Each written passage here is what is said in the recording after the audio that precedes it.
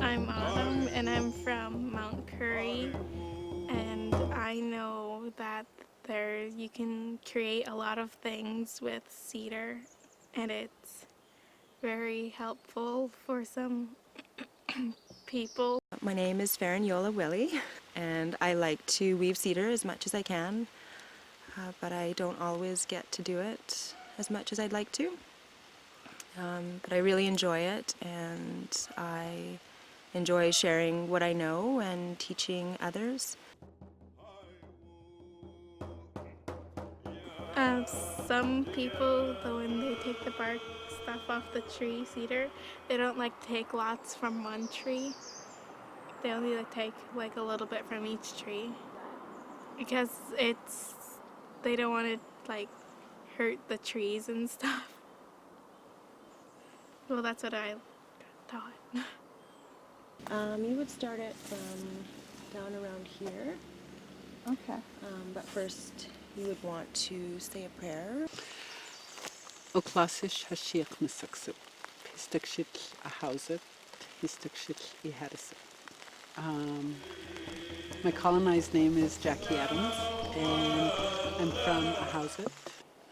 My name is Mitchell Thavarge, and my ancestral name is Wheat. I'm originally from Nequaqua, and I live in Mount Curry.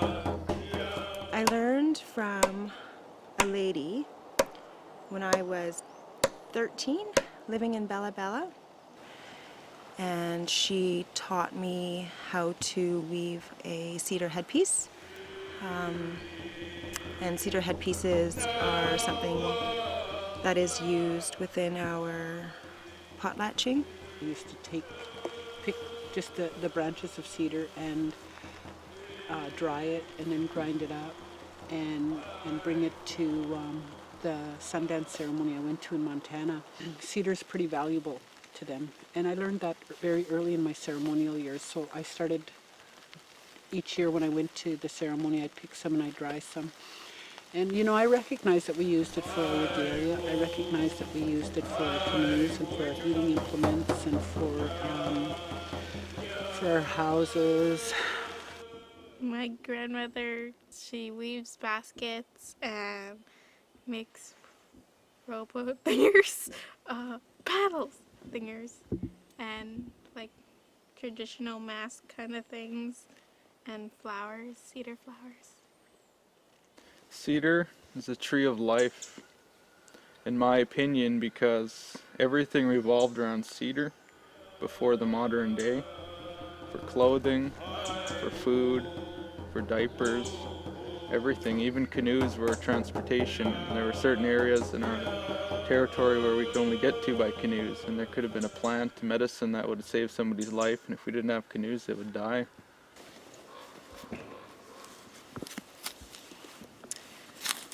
I think we might just want to clean off the majority of the bark, or as much as we can, and then do another clean after, using maybe like the axe. You can use cedar to like wrap around like an eagle feather, so you can like smudge, and you can go in the sweat with them. Now, maybe we don't rely so heavily on the cedar today, but back in the day it was what helped to sustain us. And so just teaching that, you know, that our people relied on the cedar, and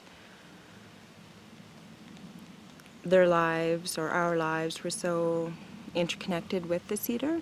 When I was living in Kingham, which is my mother's hometown, I went into the school and taught the kids there about weaving. I've also taught friends and family. And then I've also taught the kids that I work with now. The way they used to make the diapers was they would have the cedar, inner cedar bark, and it would be soaked. And they would have a stone or a hard piece of wood, and they would just smash it, mash it up until it was all frayed. And then they would let that dry, and they would soak it, and then let it dry. And when it was dried, they'd just start smashing it and pounding it again. And what that does, it's called soft shredding, and it creates a bunch of little microfibers, and it's really soft to the touch, and it has superior absorbency. So it was really good for diapers. Today, the red cedar bark ceremony is is like the most integral part of our potlatches. So the cedar is really held in high regard and is held as sacred by our people. There's just so many ways it's considered the tree of life, because if there wasn't any cedar, it would be hard, because that's what our culture is based around. And if there's no cedar, there's no culture. If there's no culture, there's no life.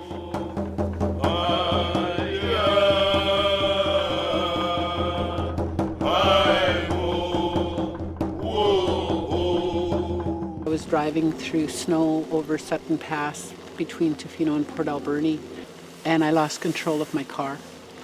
The truck I was driving, I fishtailed around for a little while, and the truck just kind of slowly came around, and it just rested against this clump of 5 or 6 or 7 cedar. On either side of those cedar trees, if I'd gone a foot either way,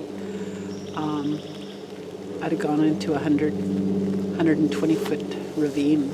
It came to me after that accident when I saw that just that tiny, the cedar trees were like this big, that held me, that held that big Dodge Ram truck from going over. I thought, I have to pay homage to those cedar trees. It's time to talk about the importance of cedar in our lives again.